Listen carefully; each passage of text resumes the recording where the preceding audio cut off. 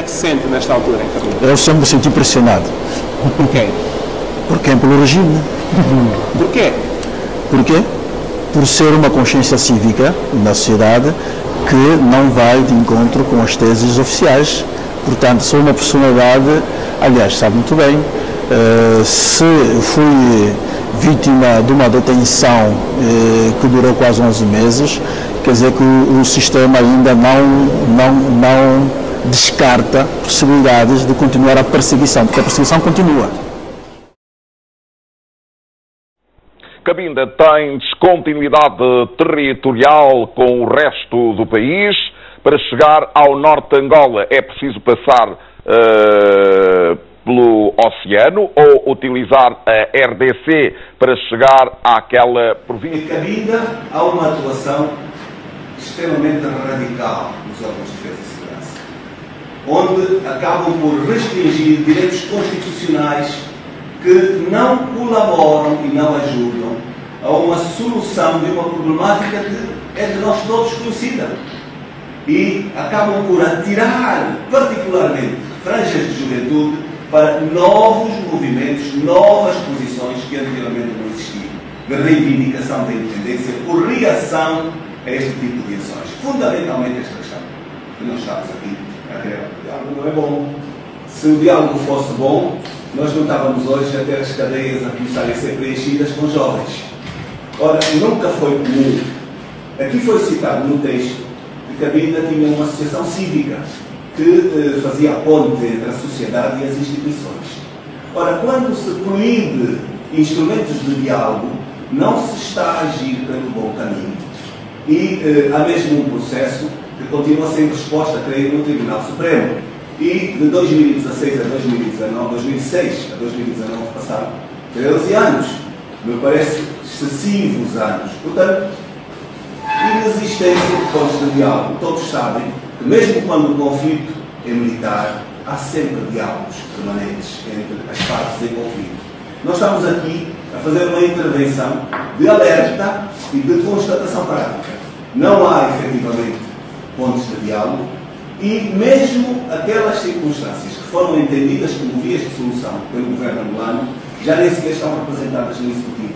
E a prova nos diz que não foram funcionais. Portanto, são factos claros e objetivos e constatações muito concretas. O nosso trabalho, sim, o nosso trabalho continua, apesar de termos perdido a nossa organização, porque um trabalho deste tipo tem que ser dentro do quadro de uma organização. Nós temos uma organização que é a Associação Cívica de Cabinda, que foi extinta por via judiciária, cujo caso está na segunda instância, que é no Tribunal Supremo, que há 6 anos não nos dá uma única resposta sobre o recurso interposto. Então estamos até agora à espera, já fizemos um abaixo-assinado, uma petição ao Tribunal Supremo para que se possa efetivar uma resposta ao recurso interposto. De resto, continuamos a fazer alguma coisa, porque somos uma consciência da sociedade e não podemos cruzar os braços, porque também não podemos esperar que sejam os políticos a permitir que haja uma sociedade civil organizada. Nós temos que fazer... pronunciamento feito pelo Presidente da República na Alemanha, a Deutsche Welle, relativamente ao caso de Cabinda, fiquei um bocado preocupado, porque o Presidente tentou esquivar. Acho que foi uma questão incómoda que lhe foi colocada relativamente àquilo que se passa cá no território. O Presidente da República, no ano passado, esteve em Cabinda em novembro e falava do caso particular de Cabinda. Foi termo usado por ele. Vamos encarar Cabinda como um caso muito particular. Eu pessoalmente vou seguir de perto todos os projetos de Cabinda, todos os projetos para Cabinda, no sentido de podermos, nos próximos anos, reverter o atual quadro que a província vive e que, lamentavelmente, não é dos melhores. Hoje está a dizer que não sabe que caso é este. Há aquilo que na política se chama tática política. quando nós não queremos ou não estamos suficientemente preparados para abordar uma certa questão que é polêmica, talvez é melhor desviar ou contornar. Foi isso que o Presidente da República fez e nós pensamos que saiu-se muito mal em relação à questão da cabine. Podia muito bem ter assumido o ônus, né, como a primeira figura do Estado em Angola, dizer exatamente o que é que se passa em Cabinda. Agora, dizer que não se passa nada é uma grande inverdade. O presidente João Lourenço é uma espécie de vendedor de sonhos. Esta foi a primeira reunião da Comissão Econômica do Conselho de Ministros fora de Luanda, sob orientação do Presidente da República, João Lourenço, que não está satisfeito com o grau de execução dos projetos que vão garantir o desenvolvimento de Cabinda. Pretendemos dar um outro impulso à execução desses mesmos projetos. São projetos importantes para a vida da província, em praticamente todos os domínios da vida, nomeadamente projetos que têm a ver com o aumento da produção e distribuição de energia elétrica para as populações e para a economia. O projeto de contenção das encostas do Morro do Xizo, projetos na área da educação e da saúde, nomeadamente a necessidade da conclusão do campus universitário do Caio, a necessidade da conclusão das obras de reabilitação que lamentavelmente duram há bastante tempo, obras de reabilitação do Hospital Provincial de Cabinda, a necessidade de concluirmos o projeto em curso de construção do terminal de passageiros e cargas, que vai garantir a ligação fácil entre o território de Cabinda, a cidade do Soio e a cidade de Luanda. No último ano em que Marcelino dos Santos era presidente da Assembleia da República, esteve em Moçambique João Lourenço como secretário-geral do MPLA. Então, significa que o João Lourenço não é um juvenis nesta trafolhice toda que o MPLA andou a fazer em Angola. Ele é parte dos problemas que Angola hoje enfrenta. A própria forma como ele se pronuncia, quem viu os discursos dele, mesmo quando ainda era jovem, a RTP teve a oportunidade de passar essas imagens ontem, vem toda a prepotência, a arrogância. Então, nós teremos efetivamente um presidente muito arrogante, até mais explosivo do que o presidente que está a cessar. Agora, os angolanos, se for confirmado o Lourenço como presidente, o azar terá lhes batido a porta, vão continuar na mesma. Votaram na continuidade, portanto, deverão estar preparados. Eugênio Laborinho defendeu ainda a construção de centralidades e a ampliação da rede viária para melhorar a circulação de pessoas e bens. Grande parte dos cidadãos vive nos montes que cercam a cidade em permanente e iminente risco de vida e sem as mínimas condições de saneamento básico. Este quadro leva-nos a pensar que, com urgência, na sua requalificação do município sede de Cabinda, alegando a sua malha urbana, através da promoção e construção de centralidades e urbanizações equipadas com infraestruturas sociais dentro dos parâmetros que exigem a dignidade humana. Além disso, Sr. Presidente, precisamos também de requalificar e ampliar a sua rede viária fundamental, projetar uma nova marginal, bem como construir a circular externa, que sirva de alternativa às vias que dão acesso ao centro da cidade. Deste modo, conseguiremos melhorar a mobilidade de pessoas e bens e diminuir a crescente sinistralidade rodoviária. Nesta intervenção, o governador de Cabinda não deixou de salientar a necessidade de se construir um hospital regional para atender a demanda local, um regime fiscal para facilitar os investimentos na província, a revisão do Estatuto Especial para Cabinda e a criação de uma taxa florestal para a exploração de madeira nas terras do Mayombe.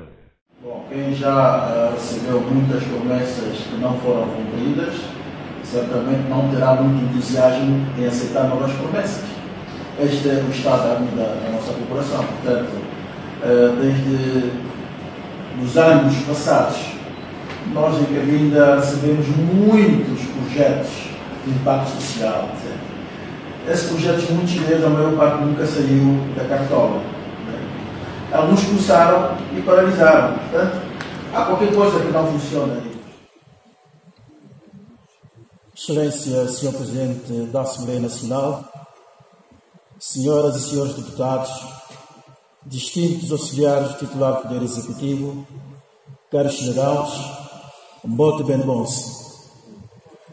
Desde que Cabinda se constitui em província ultramarina angolana em 1965, foram instaladas no território políticas extrativas baseadas na exploração desenfreada das suas riquezas, sobretudo o famigerado petróleo que transformou Cabinda na vaca leiteira que sustentou a guerra civil em Angola e a guerra em Cabinda, e continua a suportar ainda hoje a economia angolana. Basta ver que o Orçamento-Geral do Estado continua dependente do preço do barril de petróleo. Os dados oficiais de um passado recente indicavam que Cabinda detinha 70% de toda a produção petrolífera nacional. Hoje os dados dizem apenas que é mais de 50%. Em contrapartida, instalou-se em Cabinda um estado de depauperamento sistemático e politicamente calculado, onde a miséria vai nua e fala fiote. A indústria petrolífera não trouxe para as populações de Cabinda melhores índices de desenvolvimento humano, como era de esperar. Não sentimos o impacto do petróleo no desenvolvimento comunitário. O único grande impacto são os derrames que com alguma frequência assolam o Golfo de Cabinda, afetando o ecossistema marinho, de onde vem o peixe, que é uma parte importante da dieta local, com todos os riscos que isso representa para a saúde humana. Senhor Presidente, senhoras e senhores deputados, senhores representantes do Poder Executivo, caros cidadãos, o Senhor Presidente da República visitou Cabinda precisamente um ano, quando a realização da primeira reunião da nova Comissão Econômica do Conselho de Ministros. No seu discurso, disse que não gostou do que viu em Cabinda e deixou esse repto: temos de considerar Cabinda como um caso particular. Segundo o diagnóstico do Sr. Presidente, Cabinda está como está por causa da descontinuidade geográfica. Eu discordo. Isso não passa de um subterfúgio.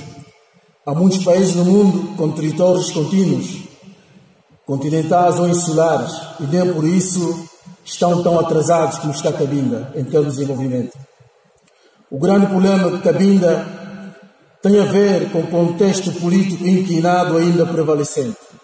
A síndrome da flecopatia tem levado o governo de Angola a cálculos políticos em termos de investimentos locais. Os projetos concebidos e aprovados dificilmente saem do papel e, quando saem, a sua execução é sempre tímida e marcada por avanços e recuos. Vejam-se os casos da reabilitação do Hospital Central de Cabinda, que já leva mais de uma década, da construção do campus universitário, do aeroporto internacional alternativo, do Porto do Caio. Essas obras todas começaram, mas andam paralisadas. Ora, se Cabinda é um caso particular, se Cabinda tem especificidades geográficas, históricas e culturais, então é preciso conceber o Orçamento Geral com alguma ponderação. O Estado angolano tem uma grande dívida com Cabinda, e esta dívida não se traduz apenas em cifrões. É uma dívida muito mais profunda, porque requer uma justiça retributiva e restaurativa. Tchaco, tchaco, tingano, tingano. O que é seu, o que é lei. Tenho visto, Sr. Presidente. Obrigado. Essas são as casas que o governo do MPLA prepara para os Cabindas. E mesmo assim, investimento mal feito, está tudo desabitado.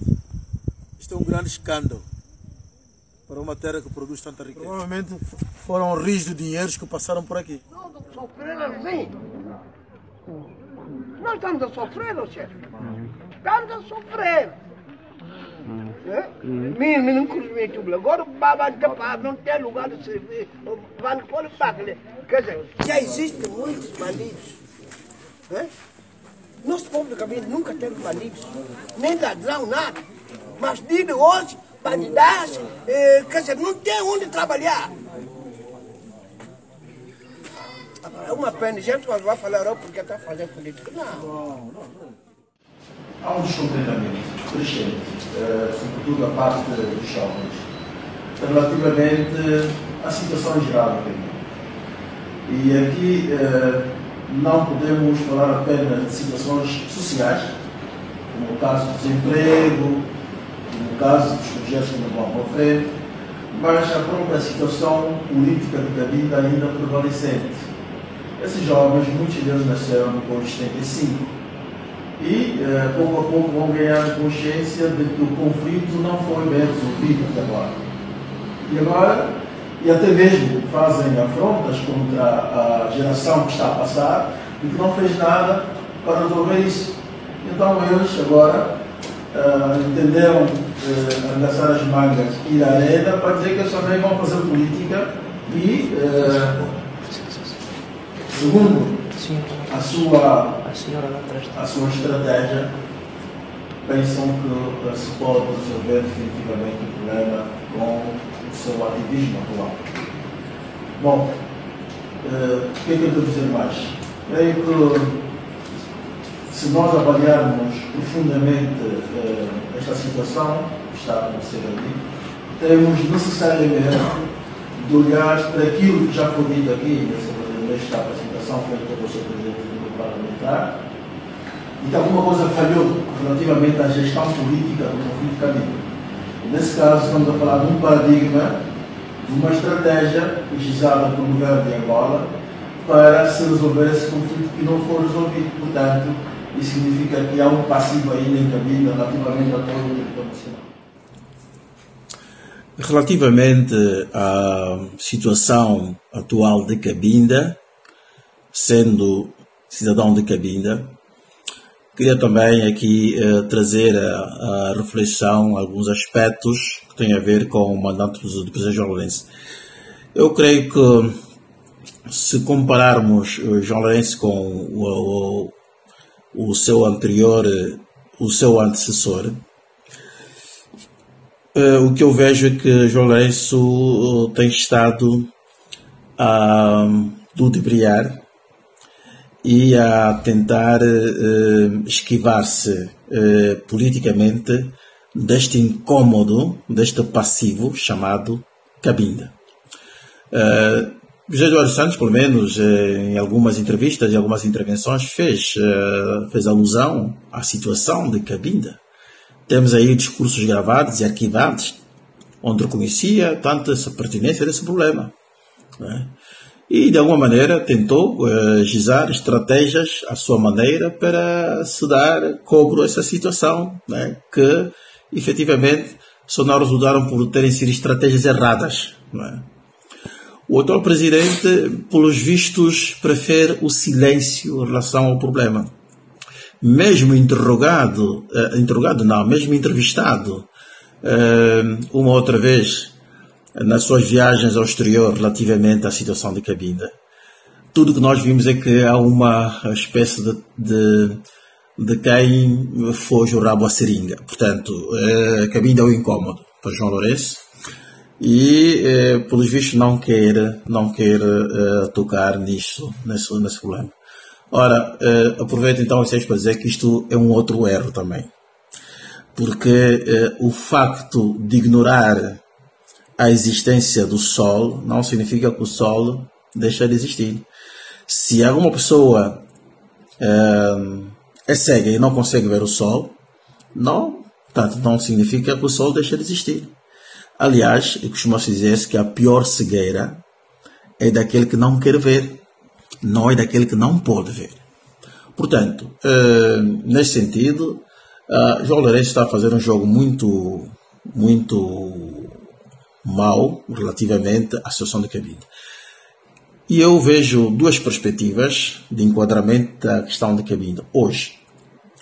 Por um lado, temos uma perspectiva de ver o problema de Cabinda dentro, na perspectiva do direito internacional, portanto, Cabinda como um território que tem direito à sua autodeterminação. E, nesse caso, procurar soluções que tenham a ver apenas com esse desiderato, portanto, com esse direito, né? Fora das instituições angolanas, fora da política angolana em geral, mas, nesse caso, os cabindas iriam mobilizar-se, né, à luz do direito internacional para reivindicarem tanto o Estatuto de Autodeterminação para o seu território.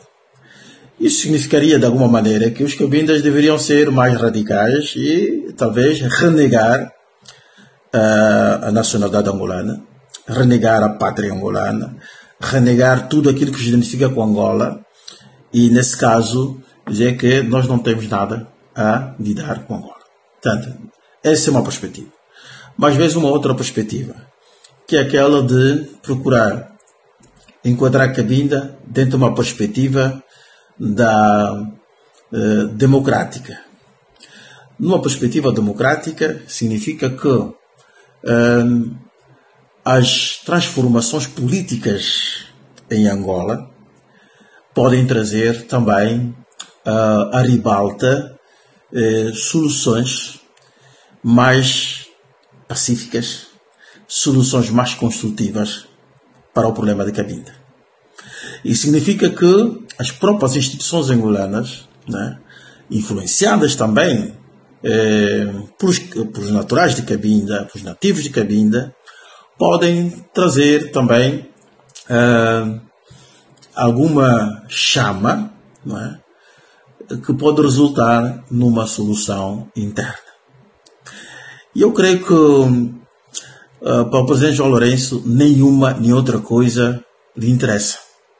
Até agora parece-me que tem estado a fechar as portas a tudo que seja iniciativas de diálogo nessa perspectiva. E está a fazer muito mal. Porque o problema de Cabinda está a volumar-se cada vez mais. Vemos aqui situações de reivindicações que vão tomando cada vez mais uma tonalidade radical e extremista. E então isto coloca alguns problemas, não é? Porque se a linguagem do atual regime é apenas aquela da repressão política, usando os meios policiais e os tribunais, não é? E então estamos a dizer que esse problema não vai ter solução hoje. Não há vontade política para o resolver. E eu gostava de aproveitar esse ensejo para que estamos daqui a mais um tempo, o presidente João Lourenço vai discursar no Parlamento sobre o Estado da Nação, que é preciso que olhe também para Cabinda, porque se Cabinda é efetivamente uma província que eles chamam de especial, de particular, é preciso que explique aos cabindas, por A mais B, o que é que significa isso de província especial, província particular. Por que Cabinda é um caso particular? O que é que tem de particular? E não vamos estar aqui só com as questões da descontinuidade geográfica. Hoje em dia, em Cabinda, vive-se não apenas uma descontinuidade geográfica, é uma descontinuidade até psicológica e antropológica. E é preciso olhar para isso, porque essa descontinuidade está cada vez mais a aumentar. As pessoas atentas veem isso.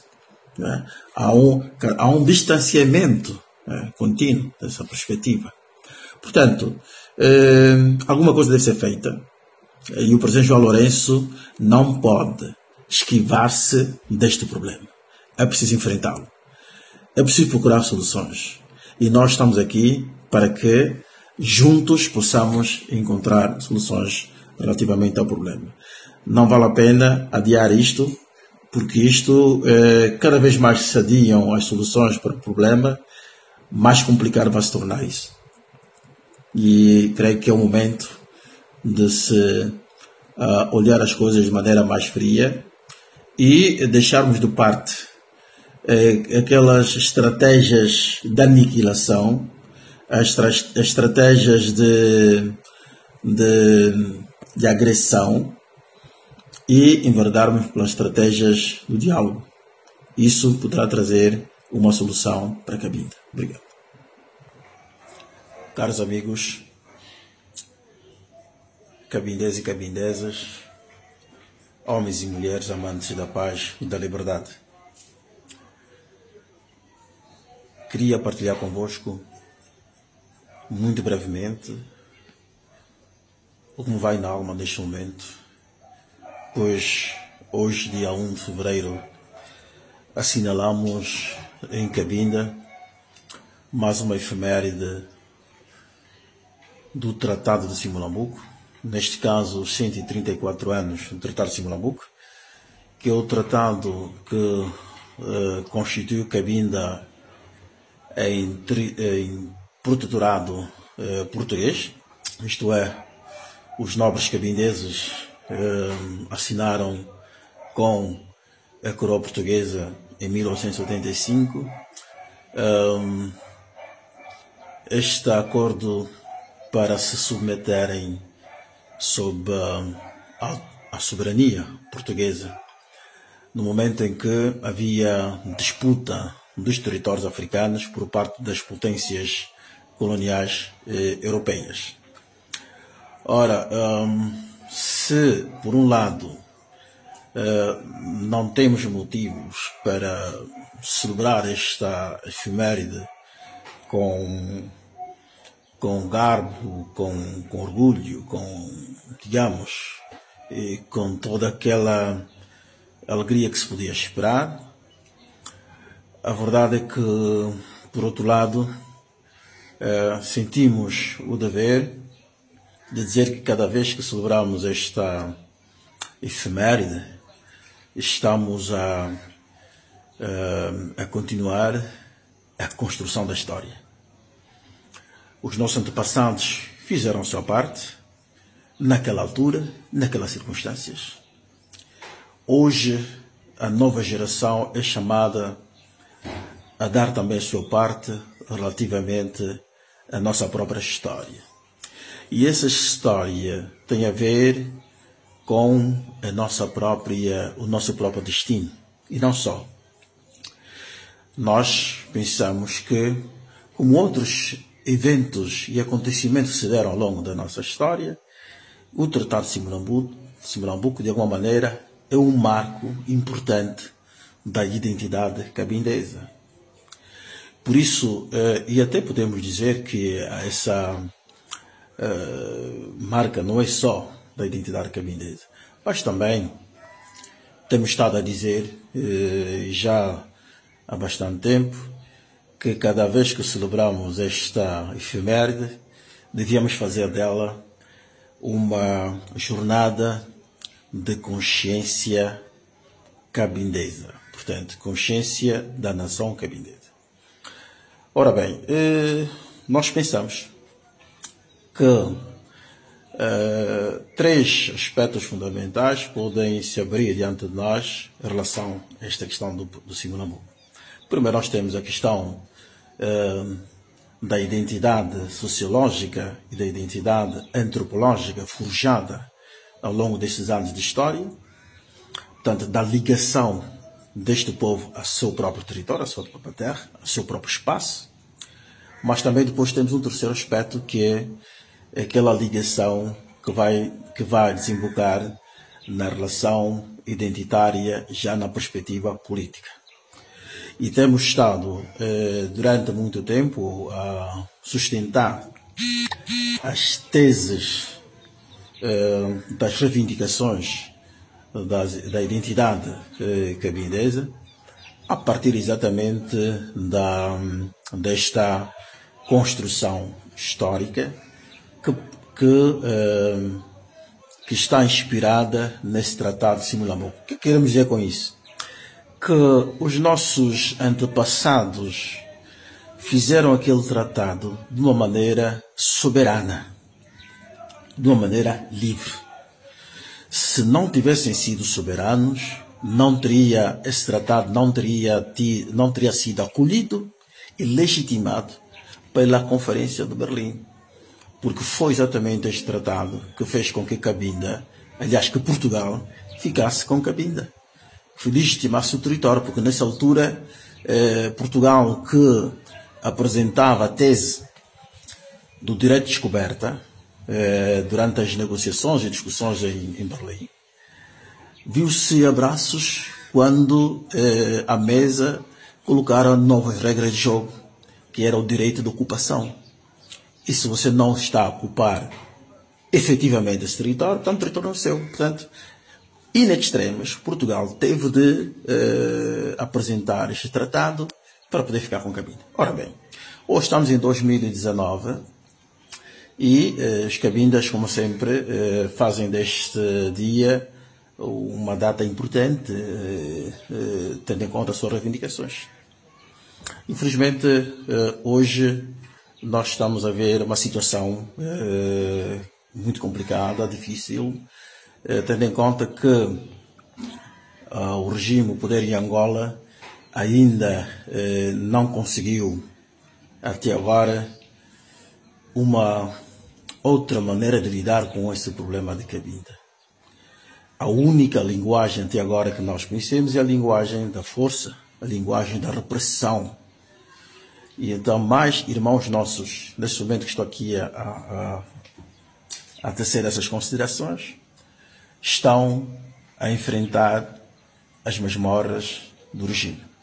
Portanto, desde a segunda-feira, dia 29, até hoje, já foram detidos cerca de 60 cidadãos cabindenses.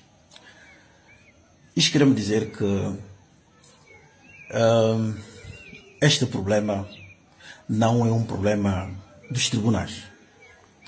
Não serão os tribunais que vão resolver essa questão identitária, esta questão de sentimentos profundos que estão arraigados na alma e na consciência deste povo. É preciso buscar, ir ao encontro de outras soluções que partem do diálogo. Um diálogo em que os homens se sentam à mesa e se entendem.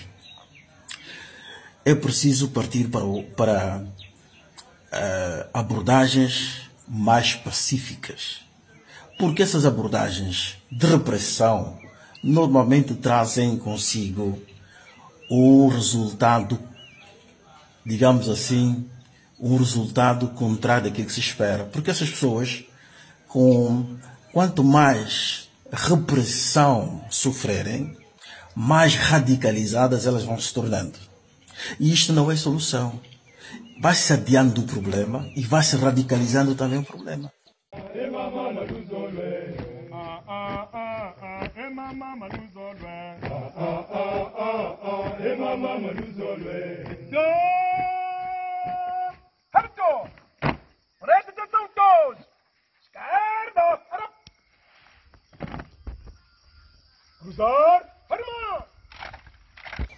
E nós pensamos que o poder em Angola tem de abrir definitivamente as mãos para acolher um diálogo com os cabindas para se resolver definitivamente esse problema. Basta de prisões, basta de detenções. As detenções não vão resolver nada. Aliás, a história nos diz e bastante bem. Quantos nacionalistas angolanos passaram pelas cadeias da PIDEGS? Quantos nacionalistas angolanos foram eliminados, derramaram seu sangue? Quantos foram mortos? Mas a causa avançou. A causa avançou. E é assim que nós pensamos que é o momento de se deixar estes métodos de repressão para avançar para métodos mais civilizados de se resolver os problemas. É claro, a polícia não tem outra coisa a fazer senão prender. Mas esses jovens, esses cidadãos, são entregues à justiça depois e a justiça faz o seu trabalho. Está bem. Pode ser que os absolve, pode ser que os condene. Mas a dívida desse problema, a grande responsabilidade está com os políticos. São os políticos que devem dar solução a esse problema. Não serão os tribunais, não será a polícia, não será o exército. Não é um problema militar, não é um problema de polícia, não é um problema de juízes. Este é um problema de políticos. Mas deve haver políticos com responsabilidade para que possam olhar Cabinda com outros olhos. Não vale a pena estarmos aqui a insistir. Esse é um fenômeno novo. Já há algum tempo que não vemos esse tipo de coisas. De várias pessoas irem pessoalmente, de maneira destemida, ao encontro das instituições da polícia para dizer que nós estamos aqui para os passeios. Isto é muito perigoso. E vamos tentar trabalhar para evitarmos que as coisas possam descambar e possam entrar numa violência gratuita. Somos pelo diálogo, somos pela paz, somos pela liberdade, mas, sobretudo, somos pela justiça. É isto que Cabinda precisa. Meus caros amigos, Cabinda está a precisar de justiça. A última palavra. Libertem jovens, libertem estes cidadãos, Cabindas, e vamos dialogar. Que as cadeias não vão resolver esse problema. Muito obrigado.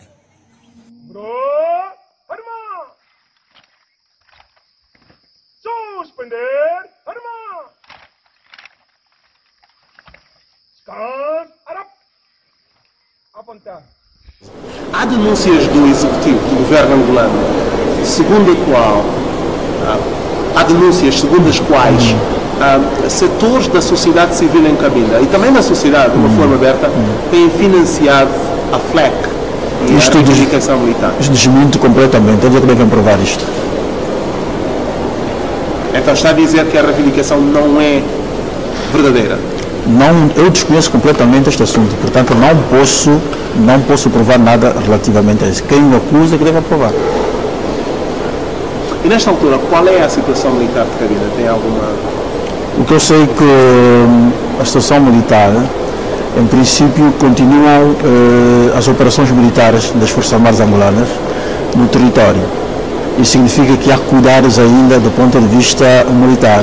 Daí que não podemos falar de uma guerra aberta, mas parece que é uma guerra que tem ainda muitos cuidados porque os ataques da guerrilha são imprevisíveis. E é nesse sentido que eu creio que quer o Serviço de Inteligência Militar, quer as próprias FA, estão a cautelar possíveis ataques que possam surgir aqui ou acolá, porque ainda não foi extinta a guerrilha. A guerra permanece em Cabinda? Eu creio que sim. Gostaria que um dia dissesse que a guerra terminou, mas tem que haver um ato formal de assinatura das tréguas ou um cessar-fogo formal, em que a gente veja que há um instrumento jurídico de ambas as partes, um acordo de ambas as partes, diz que acabou a guerra e agora vamos para uma outra fase de uma convivência pacífica. Mas há um memorando de paz para Cabinda que foi assinado com setores da sociedade civil de Cabinda e o Estado angolano, correto? O memorando foi assinado por Bento Bem e o governo angolano, não por setor da sociedade civil. E o que é que isso significa? Portanto, significa absolutamente nada. É que não funciona, não tem nenhuma consistência nem jurídica, nem sequer tem respaldo na atual Constituição angolana. Portanto, esse memorando é absolutamente zero. Senhor Padre Tati, na sua visão, qual é a melhor forma de se resolver o problema de Cabinda? De uma forma definitiva? Diálogo. Um diálogo transparente, inclusivo e sincero, sobretudo. Um diálogo sem falsidades. Porque não é andar a distribuir dinheiros a este ou aquele e aliciar ou subornar setores importantes de Cabinda, segundo uma estratégia gizada pelo Grupo Político do MPLA há já vários anos, não é? Esse documento eu tenho, onde diz que era preciso aliciar as figuras representativas de Cabinda. Não é isso que vai resolver o problema. Mesmo a guerra não é solução. A guerra nunca vai ser solução. A solução será sempre na mesa de negociações. Entre a autonomia e a independência, o que pegar na sua observação? Eu sempre fui apologista de uma solução que fosse de encontro, primeiro, ao direito inalienável que o povo Cabinda tem à sua autodeterminação. O que significa independência? Todavia, isso é discutível. Quando diz discutível, está a dizer? É discutível, porque na mesa de negociações nós podemos levar as nossas aspirações, mas tendo em conta aquilo que se apresenta nas negociações, nós podemos ver o que vamos pegar e o que vamos largar.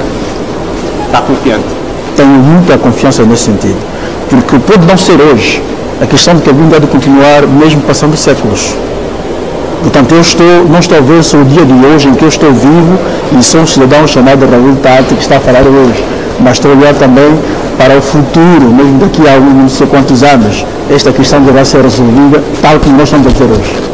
E eu antevejo que está a surgir uma geração de angolanos que já tem uma outra percepção do problema, outra compreensão do problema, e certamente isso vai facilitar aquela solução que nós estamos a antever.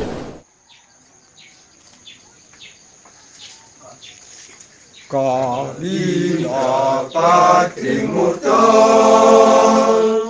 tua glória está nos teus filhos, a lua invencível, és por todos temida.